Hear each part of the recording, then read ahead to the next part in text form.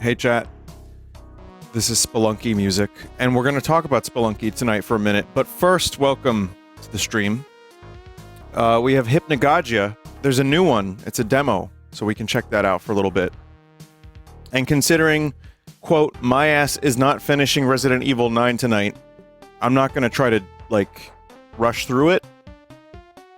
I'll play it for a couple hours, and then I'll switch to Horsey game for an hour. So, hour, 2 hours, 1 hour. That's the goal. Why not? Anyway. Yeah, tomorrow I'll probably do some Pokopia, I would imagine. Also, multiplayer Horseman streams are kind of on hold for a little bit. Jerma is taking a little break. So yeah. We might do some other stuff at some point, but he's, you know, he's taking care of himself right now. He's okay. But yeah. As for Terraria, yeah, I don't know. I kind of lost the mojo for Terraria at the moment. Sorry about that. But, alright. Before I begin the stream, I want to thank you for joining. And I also want to show you, for the sake of conversation, IGN's list of top 18, for some reason, roguelites and roguelikes. This is their list. Okay. I'm going to show you the list.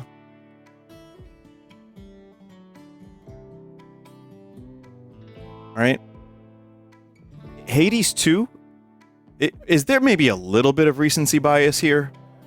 So, IGN's whole thing, it's their own, obviously, it's their own thing, and they still say Tears of the Kingdom is the best Zelda game of all time. Great game. I don't think it's the best Zelda game. So, what I wanted to do was share my own thoughts on this list. It's a good collection of games. I've only played Hades 2 a little bit. I know that's a hugely popular one. Again, I wasn't maybe in the mood for a Hades game when it came out. But it was fun when I played it. But it felt like, yeah, this is more Hades. Let's see. So, are there any games missing? Let me ask you. I think Dicey Dungeons would be a good one to keep on there. Someone said Nuclear Throne. Megabunk. Well, that's also recent, but I'd add that. Risk of Rain 2 is a huge omission, in my opinion. Noita is another great one. Dead Cells, yeah. I mean, it's weird because the list could just keep going, but they ended it at 18 entries. My number one would probably be Binding of Isaac Rebirth because, well, Binding of Isaac in general, really. I mean, it kind of started the whole thing because, I know Rogue, obviously, and I know a lot of games have, like Spelunky was a huge one too. I'm not saying Isaac predated Spelunky. I'm saying Isaac made that gameplay style much more profitable. And I feel like a lot of people started copying that exact formula. So, I just think that's a huge one. And that's just my opinion, of course, but that's my favorite one from many, many, many hours. Spelunky 1 and 2 would probably be next. I don't know which one would go where, but I think those are great. My number 4 would be Slay the Spire, I think. Just because that was another insane, like, breakthrough moment. Oh, Dead Cells is on here. Slay the Spire, again, without Slay the Spire, there would be no Slay the Spire. This game just came out last week, and it's on the lists. That's... IGN, what are you doing? Monster Train 2 would not be on this list. But yeah, I'd say... So, I would do, like, Isaac, both Spelunkys, Slay the Spire. I would probably then, personally, this is, again, my own list, I would go FTL. Countless hours in FTL. I fucking love FTL. Maybe... I would probably put Risk of Rain 2 right there somewhere. those would be my top 6, perhaps. Into the Breach is a great one too. That's kind of a little underrated pick. Balatro stole my life away for a while. I would probably have that somewhere in the top 10.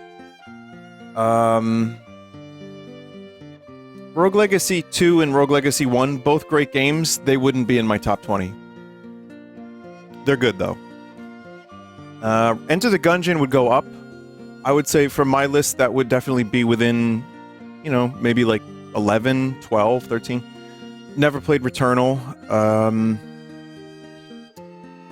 So another big one for me is Against the Storm, which I think, again, is a bit of an underrated pick. People in chat mentioned it. That game, for those that don't know, I was putting in 5-hour marathon sessions. I was like spending 3 hours a day and then combining videos because they were getting so insane. So yeah, you gotta charge the crystals. But that's a really, really great, that's a really great game. It would be a little hard for me to go back to it now. I still could, but that's a game where a lot of the stuff I was doing, you know, when it first came out, it's like a different meta now, and there's a lot of new stuff. I would like to go back to it one day, but I know that would also be... You can't just play that for like 4 hours. You have to go all in for like 3 weeks. Vinny, I'm starting to feel like we're saturated with roguelikes. I would argue then Vampire Survivors changed that to now it's all fucking survivors. And I play a ton of them, but Megabonk was the one that got me the most, I'd say. That one... There were some other ones. There was like, this death game that I liked. There was, Jesus. Brotato was fun. What was the death game? Death Must Die. That was a good one. Dead Cells would probably be in my top 20 for sure, because I played a lot of it. I really liked it, but I also got overwhelmed by it. They just kept updating it. And I only did a little bit of the Castlevania DLC, but that was really good. Honestly, it was amazing. Just, I didn't finish it. Monster Train and Monster Train 2, I gotta be real. I liked Monster Train, but it's the Slay the Spire effect, where I've played a bunch of deck builders and games like Slay the Spire, but only Slay the Spire really grabbed me. They were good. Monster Train was fun for a bit, and then I jumped off it pretty quick. But yeah. Also, again, Into the Breach, really underrated. As for Hades, it would be in my top 20.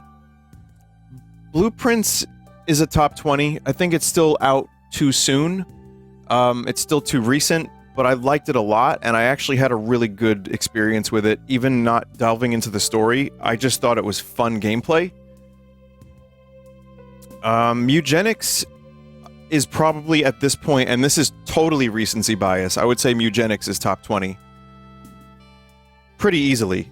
Like, as soon as I kind of got into the game's core loop, I already felt like, okay, no, this is one of the best ones. So, Cult of the Lamb, again, beautiful art style, a lot of stuff cool about it. I don't know why I jumped off it so quick. And I know the DLC has made it better. So, yeah. Vinny, when are you streaming Eugenics again? Well, at the moment, Pocopia and Slay the Spire 2 are kind of taking over my life. So I'm going to work on those a bit. And maybe I'll just keep going through those. So, okay, anyway. Long story short, I feel like there's a lot of games missing. Like I said, Risk of Rain 1 even. Against the Storm. But decent collection. Just insane recency bias. Like, these are all the past year. Really, really, IGN? Crazy. Death Road to Canada is a good one, sure.